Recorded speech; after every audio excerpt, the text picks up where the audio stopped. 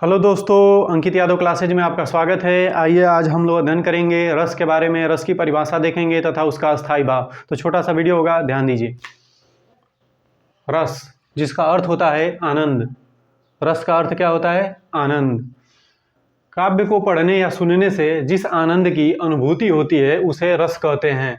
काव्य को पढ़ने या सुनने से जिस आनंद की अनुभूति होती है उसे रस कहते हैं। जब हम कभी किसी काव्य को पढ़ते हैं तो हमें आनंद की प्राप्ति होती है। उसको पढ़ने पर उसका लय तुक और उसके अंदर भी आनंद की प्राप्ति होती है, तो उसे ही हम रस कहते हैं। आइए आगे देखते हैं।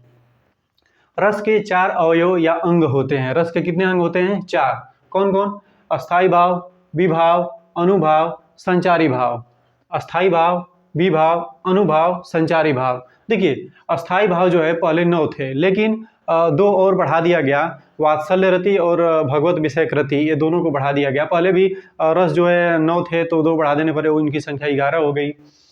विभाव, विभाव में आरंभ विभाव और उद्दीपन विभाव 2 होता है।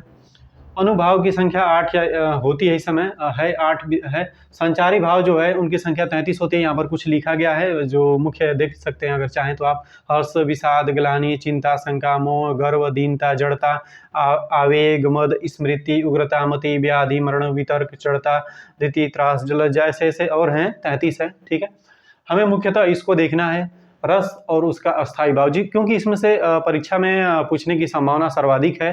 तो आइए ध्यान दीजिए। श्रृंगार रस। श्रृंगार रस 2 प्रकार का होता है। एक होता है संयोग श्रृंगार और एक होता है वियोग श्रृंगार। संयोग श्रृंगार एक होता है, एक वियोग श्रृंगार। तो श्रृंगार रस का अस्थायी भाव रति यानी कि प्रेम होता है। वीर रस का अस्थायी भाव उत्साह होता है। जब आपके अंदर उत्साह अस्थायी भाव जागृत होगा तो हाँ वीर रस होगा। करुण रस का अस्थायी भाव शोक होता है। हास्य रस का अस्थायी भाव हास होता है। रौद्र रस का अस्थायी भाव क्रोध होता है। भयानक रस का अस्थायी भाव भय होता है, भय भयानक रस का है। अद्भुत रस का अस्थायी भाव आश्चर्य या विस्मय होता है। शांत रस का अस्थायी भाव निर्वेद होता है। विभत्स रस का अस्थायी भाव जुगुप्सा घृणा होता है। वत्सल का अस्थायी भाव वात्सल्यता रति होता है। भक्ति रस का अस्थायी भाव भगवत विषयक रति यानी प्रेम होता है। ठीक है, तो ये जो है 11 हैं, ये मुख्य हैं। इसको एक बार और देख लीजिए। श्रृंगार रस का अस्थायी भाव रति, उत्साह जो है वीर रस का अस्थायी भाव है, शोक जो है करुण रस का अस्थायी भाव है, हास जो है हास रस का अस्थायी भाव है, क्रोध जो है रौद्र रस का अस्थायी भाव है, भय जो है भयानक रस का अस्थायी भाव है, आश्चर्य विस्मय जो है अद्भुत रस का अस्थायी भाव है, निर्वेद जो है शांत रस का अस्थायी भाव है, जुगुप्सा जो है जिसे घृणा भी कहते हैं वो जो है विभत्स रस का अस्थायी भाव है, वात्सल्य रति जो है वत्सल का है, और भगवत विषयक रति जो है भक्ति रस का है। अब आइए एक आध दो उदाहरण के माध्यम से कुछ देख लेते हैं। जैसे मैं कहूँ श्रृंगार रस में एगो होता है संयोग श्रृंगार। संयोग श्रृंगार का उदाहरण जैसे हम बोल लें कि बतरस लालच लाल की मुरली धरी लुकाए, मतलब गोपियाँ जो हैं बतरस लालच लाल की यानी कि श्री कृष्ण भगवान की उनसे आनंद लेने के लिए उनकी मुरली को जो है चुरा लेती हैं। बातों का आनंद लेने के श्री कृष्ण भगवान का मुरली जो है चुरा लेती हैं। तो यही लिखा गया है कि बतरस लालच लाल की मुरली धरी लुकाए। ठीक है, तो ये जो है संयोग श्रृंगार है। आगे देखिए वियोग श्रृंगार का हम उदाहरण देखते हैं। जैसे राम जी कहते हैं कि हे खग हे मृग हे मधुकर श्रेणी तुम देखी सीता मृग नैनी। क्या तुमने सीता जी को देखा है जिनकी आंखें जो है मृग के समान हैं? हे खग हे मृग हे मधुकर श्रेणी तुम देखी सीता मृग नैनी। हे खग हे पशु पक्षी हे मृग हे मधुकर, तुम लोगों ने सीता जी को देखा है, ठीक है, जिनकी आंखें जो है मृग के समान है, मृग नैनी। तो यही लिखा गया है कि हे खग हे मृग हे मधुकर श्रेणी तुम देखी सीता मृग नैनी। वहाँ सीता जी नहीं थी, तो ये जो है यहाँ पर वियोग था वहाँ पर, तो ये वियोग श्रृंगार हो गया। वीर रस उत्साह, जिसको पढ़े तो आपके अंदर उत्साह आ जाए। जैसे साजी चतुरंग संग अंग में उमंग धरी सारजा शिवाजी जंग जीतन चलत हैं। फिर से एक बार बोल देते हैं, साजी चतुरंग संग अंग में उमंग धरी सारजा शिवाजी जंग जीतन चलत हैं। तो यहाँ पर उत्साह हो रहा है, तो यह हो गया वीर रस। एक और उदाहरण ले लेते हैं इसके लिए। जैसे हम लोग कहते हैं कि अब मनु कहता है कि मैं सत्य कहता हूँ सखे सुकुमार मत जानो मुझे, यमराज से भी युद्ध में प्रस्तुत सदा मानो मुझे, है और की बात क्या गर्व में करता नहीं, मामा तथा निजतात से भी समर में डरता नहीं। समर मतलब युद्ध में डरता नहीं। ये जो है अब मनु कहता है। ठीक है, तो यह भी एक वीर रस का भावना जो है उत्पन्न कर रहा है, उत्साह।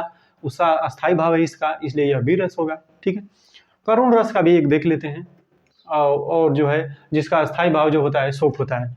तो करुण रस के लिए आप देख लीजिए, श्री कृष्ण भगवान जो हैं, श्री कृष्ण भगवान एक बार सुदामा जी श्री कृष्ण भगवान से मिलने जाते हैं, तो श्री कृष्ण भगवान अपनी आँखों के जल से सुदामा जी के पैर को धो देते हैं। तो वही लिखा गया है कि देख सुदामा की दीन दशा, करुणा करी करुणा निधि रोवे, पानी परात छुयो नहीं, नयनन के जल सो पग धोवे।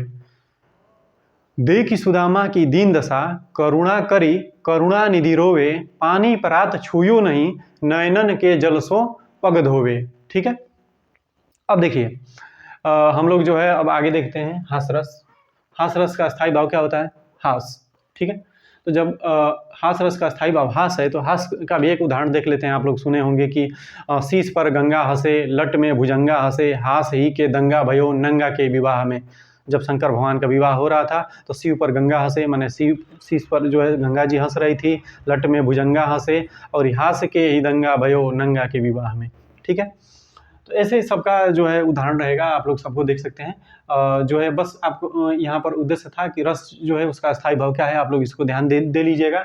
सिंगार रस जिसका स्थायी भाव रति है, वीर रस जिसका उत्साह, करुण रस का शोक, हास रस का हास, रौद्र रस का। अब देखिए अगर मान लीजिए परिभाषा आपसे पूछ दिया कि आप जो है सिंगार रस की परिभाषा बताइए, चाहे वीर रस की परिभाषा बताइए, तो आप कह सकते हैं कि जब उत्साह नामक अस्थायी भाव, उत्साह नामक अस्थायी भाव, अस्थायी भाव विभाव, अनुभाव और संचारी भाव से परिपूर्ण होकर रस रूप में परिणत होता है, उसे हम वीर रस कहते हैं। अगर इसका लिखना हो तो बस यहीं पर शोक नामक अस्थायी भाव विभाव, अनुभाव और संचारी भाव से परिपूर्ण होकर रस रूप में परिणत होता है, उसे करुण रस कहते हैं। सेम वही चीज़ हास के लिए लिखना हो तो हास नामक अस्थायी भाव विभाव और अनुभाव और संचारी भाव से परिपूर्ण होकर रस रूप में परिणत होता है, उसे हास रस कहते हैं। सेम उसी प्रकार क्रोध का अगर बताना हो तो जब क्रोध नामक अस्थायी भाव विभाव अनुभाव और संचारी भाव से परिपूर्ण होकर रस रूप में परिणत होता है, उसे रौद्र रस कहते हैं। अब ये जो है जैसे भयानक रस है तो इसमें आपको भय हो जाएगा, अद्भुत रस है इसमें आश्चर्य हो जाएगा, तो आप अद्भुत हो रस में प्राप्त हो जाएगा आपको। निर्वेद के लिए जब अस्थायी भाव रहेगा तो आपको शांत रस मिलेगा। जुगुप्सा घृणा के लिए विभत्स हो जाएगा।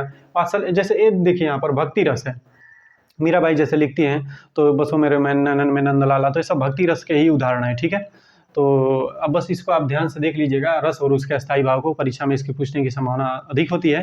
तो आज के लिए इतना ही, और मिलते हैं नेक्स्ट वीडियो में। आज थोड़ा टॉपिक छोटा था। दोस्तों चैनल को भी थोड़ा सब्सक्राइब कर दीजिएगा।